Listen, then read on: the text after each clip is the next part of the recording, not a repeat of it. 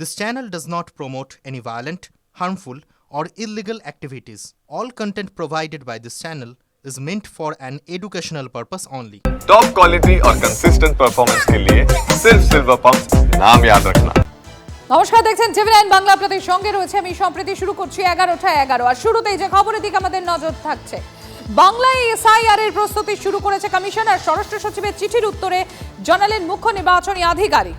24শে June 2025-এ জাতীয় নির্বাচন কমিশনের নির্দেশিকাকে উদ্ধৃত করে পাল্টা চিঠি এবার সিইও শ্রাবন্তী রয়েছেন আমাদের সঙ্গে। শ্রাবন্তীর কাছে আরো বিস্তারিত জানবো। শ্রাবন্তী, তাহলে নবান্ন কমিশন এসআইআর সংঘাত চরমে? গতকাল স্বরাষ্ট্র সচিব যে চিঠি দিয়েছিলেন, যে বিভিন্ন সংবাদ মাধ্যমের তারা যেরকমটা জানতে পাচ্ছেন যে কমিশন এসআইআর এর প্রস্তুতি শুরু করেছে, সেটার কোনো সত্যতা আছে কিনা। আজকের মুখ্য সচিবকে চিঠি দিয়ে কমিশনের পক্ষ থেকে জানানো হয়েছে যে একটা প্রিপারেশনের কাজ তারা করছেন এবং যাবতীয় কাজ মনিটর করছে কমিশন। এই চিঠি স্বরাষ্ট্র সচিবের বদলে মুখ্য সচিবকে পাঠানো হয়েছে। কার্যত স্পষ্ট করে দিয়েছে কমিশন যে এসআইআর এর কাজ তো ইতিমধ্যেই শুরু হয়েছিল। এসআইআর করার আগে যে কাজ বা প্রাক প্রস্তুতি বলা যায়, সেটা ইতিমধ্যেই কমিশন শুরু করেছিল।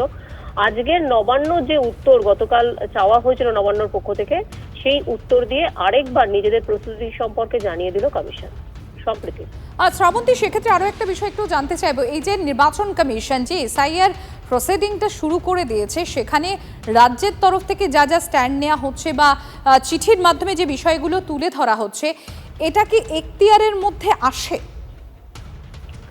দেখো, এখনো পর্যন্ত রাজ্য সরকারের পক্ষ থেকে শুধুমাত্র বলা হচ্ছে যে যে সমস্ত অফিসাররা সাসপেন্ড হয়েছেন তাদেরকে কমিশন কিভাবে সাসপেন্ড করেছে। কমিশনের ব্যাখ্যা হলো যে তারা যেহেতু দুটি কাজ করে সংবিধান মেনে, একটা নির্বাচন করা, নির্বাচন সংগঠিত করা, এবং অন্যটি হচ্ছে ইলেকটোরাল রোল প্রসেস করা। এখানে যেহেতু ইলেকটোরাল রোল তারা তৈরি করছে, সেই কাজে যদি কোনো রকম গাফিলতি পায় তাহলে সেটা কমিশন ব্যবস্থা নিতে পারে। বাদবাকি কমিশনের যে সমস্ত কাজ, সেটা এসআইআর ঘোষণার পরে সেটা সম্ভবত সেই দিক থেকে একটা বিরোধিতা আসতে পারে বা সেক্ষেত্রে কিছু একটা বলা হতে পারে। কিন্তু আপাতত কমিশনের এই পদক্ষেপ ব্যাপারেই সোচ্চার হয়েছিল নবান্ন, এবং আজকের চিঠি দিয়ে মুখ্য সচিবকে উত্তর দিয়েছে কমিশন যে তারা ইতিমধ্যে এই কাজ শুরু করে দিয়েছেন। শ্রাবন্তী, তুমি একটু আমাদের সঙ্গে থাকো। গতকাল অভিষেক বন্দ্যোপাধ্যায় এসআইআর নিয়ে ঠিক কি মন্তব্য করেছিলেন একবার শোনাই আপনাদের।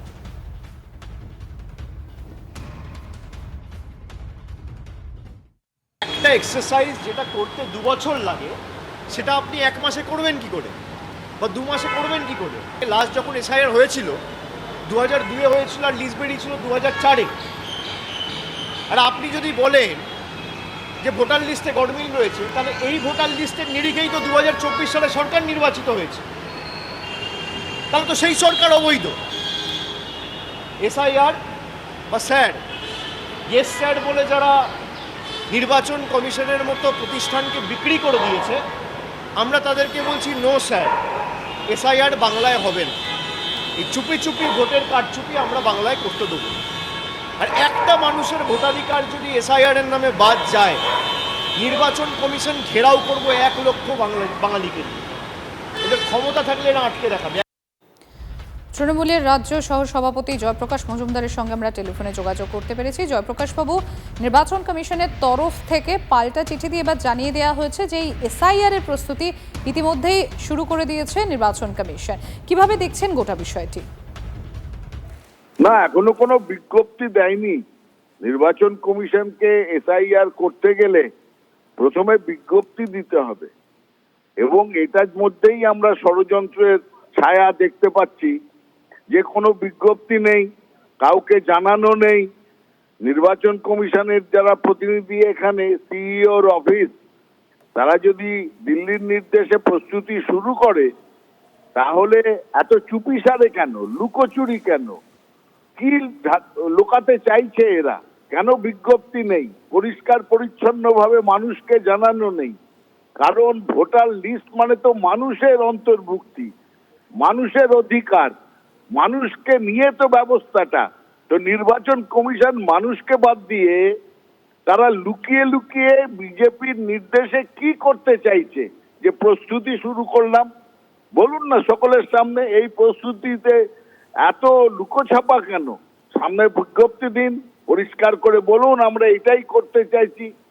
এই সব কিছু লুকিয়ে করার মধ্যেই আছে বিজেপির তৈরি একটা ষড়যন্ত্র, যেটা নির্বাচন কমিশন দলীয় সংস্থা হিসেবে কাজ করে সেটাকে পরিণত করতে চাইছে। আমরা ঘোরতর নিন্দা করছি এবং এই প্রচেষ্টা এখানে ফলপ্রসূ হবে না, এই পশ্চিমবঙ্গে ফলপ্রসূ হবে না। ধন্যবাদ জয়প্রকাশ বাবু। আমরা ইতিমধ্যেই টেলিফোনে যোগাযোগ করতে পেরেছি বিজেপি নেতা জগন্নাথ চট্টোপাধ্যায় রয়েছেন আমাদের সঙ্গে। জগন্নাথ বাবু, তৃণমূল কংগ্রেসের তরফ থেকে যে অভিযোগটা বারংবার করা হচ্ছে যে নির্বাচন কমিশন একটা দলীয় সংস্থা হিসেবে কাজ করছে, আর আজকের পর অর্থাৎ যেটা ইতিমধ্যেই বলা হয়েছে নির্বাচন কমিশনের তরফ থেকে যে এই যে এসআইআর এর প্রস্তুতি ইতিমধ্যেই নির্বাচন কমিশন এ রাজ্যে শুরু করে দিয়েছে, গোটা বিষয়টিকে আপনারা কিভাবে দেখছেন?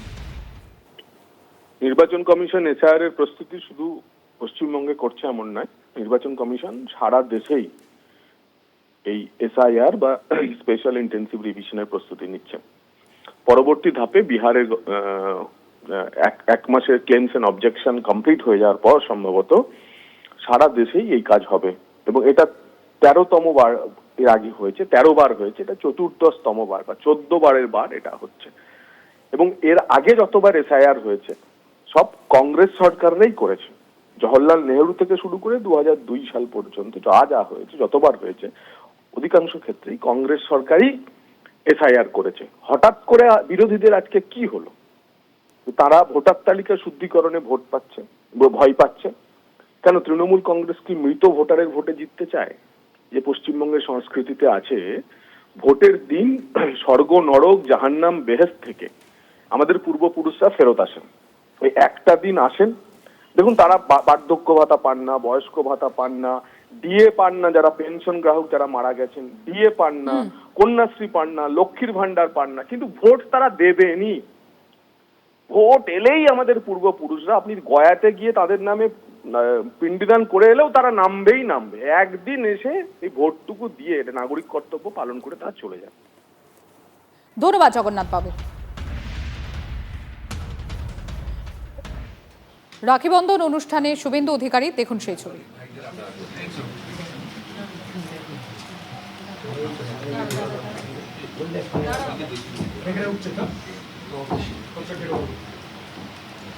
বিজেপির পার্টি অফিসে রাখি বন্ধন অনুষ্ঠান, সেই অনুষ্ঠানে শুভেন্দু অধিকারী, দেখুন সেই ছবি দেখতে পাচ্ছেন আপনারা। বিজেপির পার্টি অফিসে রাখি বন্ধন অনুষ্ঠানে শুভেন্দু অধিকারী।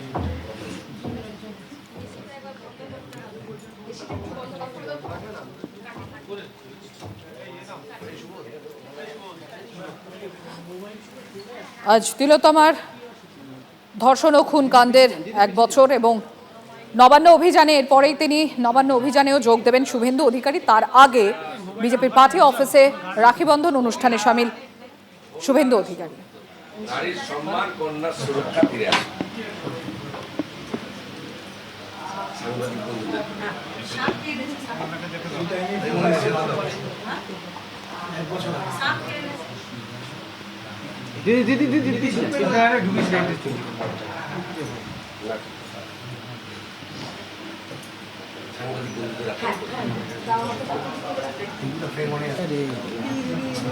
দিদি সামনে দিয়ে না, দিদি সামনে দিয়ে না, দিদি একটু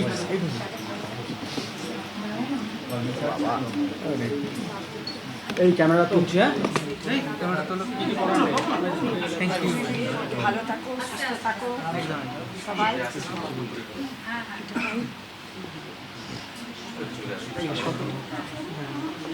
রাখি বন্ধনে অঙ্গীকার, বিচার হয় অভয়ার। থ্যাংক ইউ দিদি। রাখি বন্ধনের অঙ্গীকার, বিচার চাই অভয়ার। রাখি বন্ধনের অঙ্গীকার, বিচার চাই অভয়ার। রাখি বন্ধনের অঙ্গীকার। আর কিছুক্ষণের মধ্যেই নবান্ন অভিযান, এবং এই নবান্ন অভিযানেও যোগ দেবেন শুভেন্দু অধিকারী। তার আগে আপনারা দেখতে পাচ্ছেন বিজেপি দফতরে, সেখানে রাখি বন্ধন উৎসবে সামিল শুভেন্দু অধিকারী। আর এবার নবান্ন অভিযান ঘিরে কিরকম অবস্থা, নবান্ন চত্বর কার্যত দুর্গে পরিণত করা হয়েছে। দেখতে পাচ্ছেন আপনারা মক ড্রিল চলছে সেখানে নবান্ন চত্বরে। দেখতে পাচ্ছেন জল কামান সহ একাধিক মক ড্রিলে যা যা এক্সারসাইজ করা হয় সেগুলোই দেখতে পাচ্ছেন আপনারা সেই ছবি। নবান্ন চত্বর কার্যত দুর্গে পরিণত করা হয়েছে। দুর্ভেদ্য দুর্গে পরিণত সাঁতরাগাছি, হাওড়া ময়দান, শিবপুর এলাকা। নবান্ন যার সব রাস্তায় পুলিশে ছয়লাপ, লোহার উঁচু উঁচু ব্যারিকেড, মিছিল আটকাতে কন্টেনারও রাখা হয়েছে, জল কামানো প্রস্তুত রয়েছে। নিরাপত্তার স্বার্থে কোনো রকম ঝুঁকি নিতে নারাজ পুলিশ। আগের বারের চেয়ে বেশি পুলিশ মোতায়েন করা হয়েছে।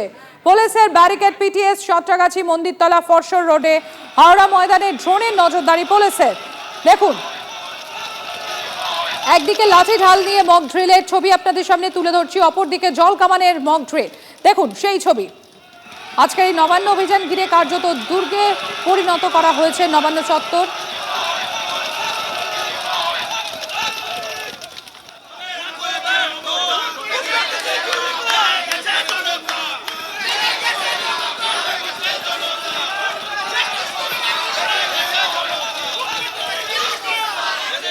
আমার চার সহকর্মী রয়েছেন আমাদের সঙ্গে। আমি একবার জানিয়ে দিই, সাঁতরাগাছি থেকে আমার দুই সহকর্মী মধুকল্পিতা এবং সুশোভন রয়েছেন আমার সঙ্গে। পিটিএস থেকে আমার সঙ্গে রয়েছেন সুপ্রিয় এবং আমার অপর সহকর্মী সুব্রত রয়েছে হাওড়া ময়দান থেকে।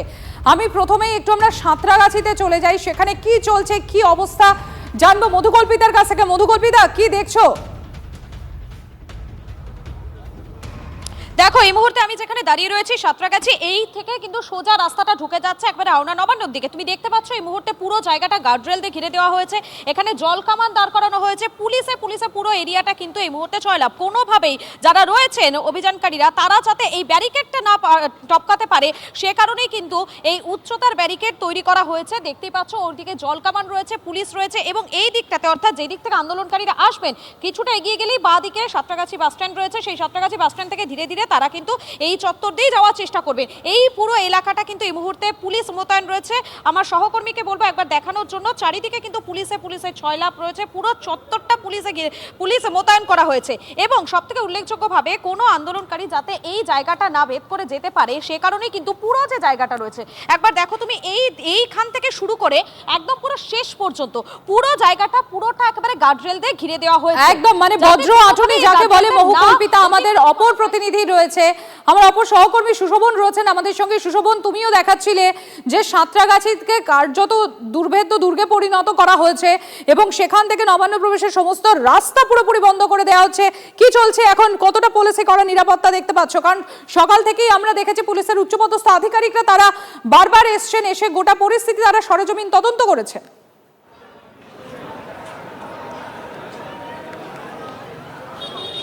দেখো, সাঁতরাগাছি স্টেশন থেকে নবান্নের দূরত্ব 5.5 কিলোমিটার, আর সেই 5.5 কিলোমিটার তারা অতিক্রম করবেন এমনটাই বলছেন। আর এই যে সাঁতরাগাছি স্টেশনে আস্তে আস্তে যারা মূলত এই নবান্ন অভিযানের কথা বলছেন তারা কিন্তু ইতিমধ্যে জমায়েত করা শুরু করেছেন এবং তার মধ্যেই যেটা আছে, এক হলো সাঁতরাগাছি ব্রিজ এবং অন্যদিকে বেলে পোল, এই দুটো জায়গায় কিন্তু ব্যারিকেড করা হয়েছে। যারা এখানে রয়েছে তাদের সঙ্গে কথা বলার চেষ্টা করব। আচ্ছা, আজকে আপনারা নবান্ন অভিযান করছেন, কিন্তু এই যে সাঁতরাগাছি সামনেই তো একটি বড় ব্যারিকেড রয়েছে এবং সেটা যথেষ্ট আপনার থেকেও উঁচু ব্যারিকেড। দেখুন, প্রথম কথা বলি, আমরা সনাতন প্রহরীর পক্ষ থেকে এখানে একটা সেবা ক্যাম্প করেছি। এখানে আমাদের ঘাটালের এমএলএও আছেন, শীতল কপাট। তো আমরা এই যে ব্যারিকেড দেখছেন, এই ব্যারিকেড কালচার এদের আজকে থেকে নয়। এরা কোনো রকমের আন্দোলন, কোনো রকমের মুভমেন্ট, কোনো রকমের স্বতঃস্ফূর্ত আন্দোলন, সাধারণ মানুষের আন্দোলন, সাধারণ মানুষের গলার স্বরকে এনারা স্তব্ধ করতে চান। কিন্তু এই যে ব্যারিকেড রয়েছে, এটা কি আপনারা টপকাতে পারবেন না আপনারা এখন অবস্থান করবেন? দেখুন, 1 বছর ধরে এই আন্দোলন চলছে, তার মানে এই ব্যারিকেড তো দূরের কথা, এর থেকে উঁচু ব্যারিকেড হলেও টপকানো হবে। তাহলে যখন আপনাদের এই যে মিছিল শুরু হবে সেটা কি হবে, ওখানে গিয়ে কি অবস্থান করবে? অবস্থান এই ব্যারিকেড খুঁজে পাওয়া যাবে না যখন মিছিলটা শুরু হবে। আমরা অভয়ার বিচার চাই। কিন্তু পুলিশ তো বলেছে শান্তিপূর্ণ অবস্থান করার জন্য। পুলিশের যদি ক্ষমতা ছিল তাহলে কেন অভয়া বিচার পেল না, কেন দোষীরা শাস্তি পেল না? আগে শাস্তির কথা ভাবুক, তারপরে এটা ভাববে। আপনারা কি করবেন? আপনারা যখন এগোবেন সেখানে গিয়ে কি করবেন? ব্যারিকেডের কাছে গিয়ে জনসমুদ্রে ব্যারিকেড ভেঙে পড়বে, আর কিছুক্ষণ পরে আপনারা ওয়েট করুন। পুলিশ প্রশাসন কোনো মতে জনতাকে আটকাতে পারবে না। শুধু ব্যারিকেড নয়, ব্যারিকেডের পেছনে প্রচুর পুলিশ রয়েছে, জলকামান রয়েছে। আমাদের সাথে সাথেও পুলিশও চায় যে অভয়ের বিচার চাই, কিন্তু মুখ্যমন্ত্রীর চাপে ওরা মুখ বন্ধ করে। আপনি কি করবেন? ব্যারিকেড রয়েছে, পুলিশ রয়েছে, জলকামান রয়েছে। আমরা ব্যারিকেডকে অতিক্রম করে যাওয়ার চেষ্টা করব। আমরা শান্তিপূর্ণভাবে যাব, পুলিশ যদি বাধা দেয় আমরাও চেষ্টা করব। সুশোভন, তুমি সঙ্গে থাকো, একটা ছবি আপনাদেরকে এই মুহূর্তে দেখাচ্ছি, সোদপুর পানিহাটির ছবি দেখাচ্ছি। দেখুন সেখানেও এই তিলোত্তমা কাণ্ডের বিচার চেয়ে সেখানেও প্রতিবাদ, দেখুন সেই ছবি। তিলোত্তমা কাণ্ডের বিচার চেয়ে পানিহাটিতে সেখানেও সরব মানুষজন। হাওড়া ময়দানে একবার চলে যাই, আমরা নজর রাখি। সুব্রত রয়েছেন আমাদের সঙ্গে। সুব্রত, আমরা দেখেছি হাওড়া ময়দানে সেখানেও ড্রোনের মাধ্যমে নজরদারি চলছে, সেখানেও লোহার ব্যারিকেড রয়েছে, বিম দিয়ে সেই ব্যারিকেড সেখানে করে রাখা হচ্ছে। সুব্রত, এখন কি দেখতে পাচ্ছ? কারণ বিভিন্ন জায়গায় যে বিভিন্ন পয়েন্ট রয়েছে, Santragachi, Howrah Maidan, Howrah bridge, PTS, Khidirpur, Hastings, এই সমস্ত পয়েন্টগুলোতে আমরা দেখেছি পুলিশের উচ্চপদস্থ আধিকারিকরা তারা সেখানে যাচ্ছেন, তারা গোটা নিরাপত্তা ব্যবস্থাটা বারংবার সরজমিনে তদন্ত করে দেখছেন। কার্যত একটা দুর্ভেদ্য দুর্গে পরিণত করা হয়েছে নবান্ন চত্বর ঘিরে। এই সমস্ত যে পয়েন্টগুলো রয়েছে সেই পয়েন্টগুলো যাতে কোনোভাবেই নবান্ন অবধি পৌঁছানো না যায়। এই মুহূর্তে হাওড়া ময়দান, সেখানকার ছবিটা কি সুব্রত? দেখো, একেবারে সেই ছবিটা আমি দেখাতে বলবো আমার ক্যামেরা পার্সন দেবব্রতদাকে। এই মুহূর্তে শেষ মুহূর্তের যে প্রস্তুতি, হাওড়া সিটি পুলিশের পক্ষ থেকে মক ড্রিল চলছে এবং এই যে মক ড্রিলের যে পুলিশ ফোর্স যেদিকে যাচ্ছে, অর্থাৎ হাওড়া বঙ্গবাসী মোড়ের দিকে যাচ্ছে, অর্থাৎ হাওড়া স্টেশনে যেসব আন্দোলনকারীরা বিভিন্ন জেলা থেকে ট্রেনে করে এসে তারা ওখানে জমায়েত করবেন এবং সেখান থেকেই তারা মিছিল করে এই রাস্তা ধরেই কিন্তু এই হাওড়া ময়দান হয়ে কাজীপাড়ার দিকে যাবার একটা কথা রয়েছে এবং সেখানেই কিন্তু হাওড়া ময়দানের এখানেই কিন্তু একটা বিশাল ব্যারিকেড করা হয়েছে। সকাল থেকেই সে ছবি আমি দেখাচ্ছিলাম, বজ্র আটুনি একেবারে প্রশাসনের পক্ষ থেকে দুর্গ করে দেওয়া হয়েছে। এখানে রাজ্য পুলিশের ডিআইজি তার তত্ত্বাবধানে কিন্তু সম্পূর্ণ নিরাপত্তা ব্যবস্থাটা খতিয়ে দেখা হচ্ছে। জল কামান রাখা রয়েছে, বজ্র যে টিয়ার গ্যাসের যে গাড়ি, সেই টিয়ার গ্যাসের গাড়ি রাখা হয়েছে, ওয়াটার ক্যানন রাখা হয়েছে। একেবারেই সেই আয়োজনের দিকে আমাদের প্রতি মুহূর্তের নজর রয়েছে। আমাদের সহকর্মীরা বিভিন্ন জায়গা থেকে সেই ছবি আমাদের সামনে তুলে ধরছে। আমি সরাসরি চলে যাব পিটিএস এ, সুপ্রিয় রয়েছেন আমাদের সঙ্গে। সুপ্রিয়, এই যে খিদিরপুর হেস্টিংস পিটিএস, যদি আমরা দেখি এটা একটু এল প্যাটার্ন বা যদি একটা সরল রেখাতেও আমরা দেখি, এই তিনটে গুরুত্বপূর্ণ পয়েন্টে নবান্ন যাওয়ার রাস্তায় সেখানে রীতিমতো একেবারে কন্টেনার দিয়েও রাস্তা ব্লক করে দেওয়া হয়েছে। পিটিএস এর চেহারাটা ঠিক কিরকম?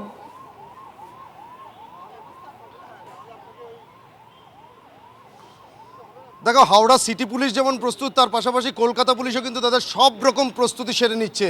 আর এই কলকাতার দিক থেকে গঙ্গা পেরিয়ে নবান্নের অভিমুখে যাওয়ার যে সমস্ত রাস্তাগুলো রয়েছে, তার মধ্যে তুমি যেমনটা খিদিরপুর বা হেস্টিংসের কথা বললে, এই জায়গাগুলো যেমন গুরুত্বপূর্ণ, ঠিক আরও একটা গুরুত্বপূর্ণ পয়েন্ট বা গুরুত্বপূর্ণ জায়গা হচ্ছে পিটিএস থেকে টার্ফ রোড এবং এজেসি বোস ক্রসিং পার করে এই যে সোজা আমার ক্যামেরা পার্সন যে গার্ডরেল দেখাচ্ছে, গার্ডরেল টপকালেই কিন্তু এই যে বিদ্যাসাগর সেতুর যে লেন রয়েছে সেখানে পৌঁছে যাওয়া যাচ্ছে। অর্থাৎ খুব সহজেই কিন্তু এই রাস্তা ধরে নবান্নের কাছাকাছি পৌঁছে যাওয়া যায়। আর এই রাস্তায় ইতিমধ্যে সকাল 11টা থেকে গার্ডরেল দিয়ে সমস্ত রকম যান চলাচলের ক্ষেত্রে নিয়ন্ত্রণ করা হয়েছে কলকাতা পুলিশের তরফ থেকে। ইতিমধ্যে যেটা দেখতে পাচ্ছ যে এইখানে একদিকে যেমন ওয়াটার ক্যানন অর্থাৎ জল কামান প্রস্তুত রাখা হয়েছে, কলকাতা পুলিশের যে স্পেশাল ভেহিকেল অর্থাৎ বজ্র, যেখান থেকে মুহুর্মুহুর যে কাঁদানে গ্যাসের শেল সেগুলোকে ছোড়া যায়, সেই গাড়ি প্রস্তুত রয়েছে।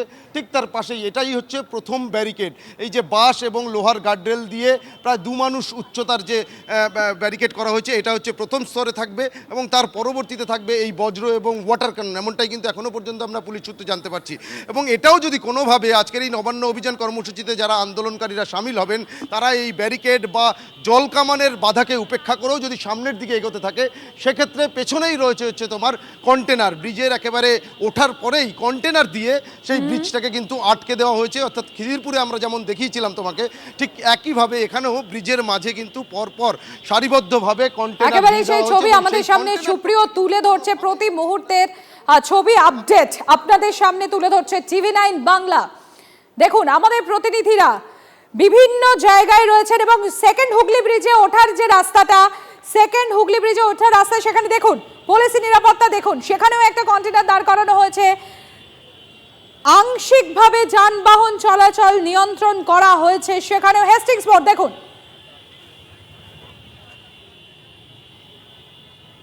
রক্তে লিখে প্রতিবাদ, তিলোত্তমার জন্য বিচারের দাবি, রক্ত দিয়ে পোস্টার লিখলেন পানিহাটির প্রতিবাদী যুবকরা। অনন্ত রয়েছেন আমাদের সঙ্গে। অনন্ত, দেখো প্রতিবাদী যুবকরা তারা নিজেদের শরীরে রক্ত বের করে তারা নিজেদের পোস্টার লিখে আর্ট পেপারে নবান্ন চলো জাস্টিস ফর আরজিকর এই সমস্ত পোস্টার লিখে তারা নবান্নর উদ্দেশ্যে রওনা হচ্ছেন। কেন এই রক্ত দিয়ে লেখা তো বেআইন? দেখুন, তিলোত্তমা থেকে তমন্না এই রাজ্যে আমাদের যত বোন নির্যাতন হয়েছে তাদের অনেক রক্ত ঝরেছে, তার যখন বিচার হয়নি আমাদের এই রক্ত তো কিছুই না। আমরা এই রক্ত দিয়ে আজকে প্ল্যাকার্ড লিখে নবান্ন অভিযান শুরু করলাম। তার কারণ হলো যে আমরা চাই, আমরা এই বার্তাটা পৌঁছতে চাই যে যত রক্ত ঝরুক আমরা প্রস্তুত আছি যে কোনো পর্যায়ে যাওয়ার জন্য এই ন্যায় বিচার ছিনিয়ে আনার জন্য।